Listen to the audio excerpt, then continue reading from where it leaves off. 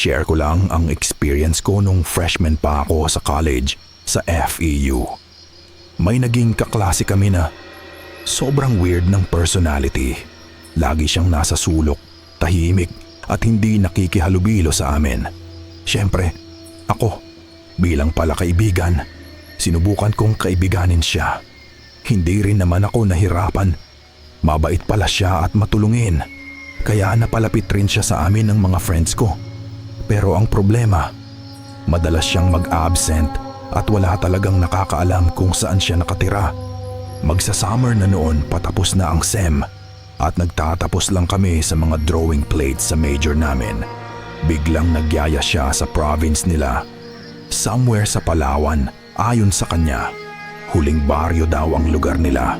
Sabi pa niya, "Huwag niyo daw sabihin sa prof natin o sa kahit kanino." Sagot daw niya sa sakyan namin. Wala kaming iintindihin kundi ang sarili namin at baon na mga damit. Kasi 3 araw lang naman at fiesta daw. So, 5 tao ang niyaya niya. Sasama sa kanila next week at sa Pasay Terminal daw kami susunduin ng van.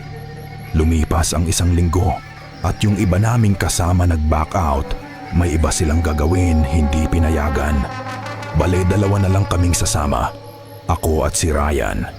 Hapon noon, pauwi na ako sa school na trap sa traffic bandang Altura. Stop and shop.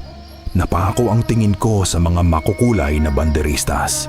Kasi fiesta sa Altura that time.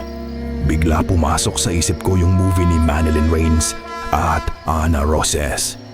Yung tungkol sa province na puro aswang pala. Kinabukasan, 3 araw bago ang biyahe, tinanong ko si Ryan kung tutuloy pa ba kami. Sabi niya, "Alanganin ako pare, hindi naman sa malisyoso pero parang may something eh."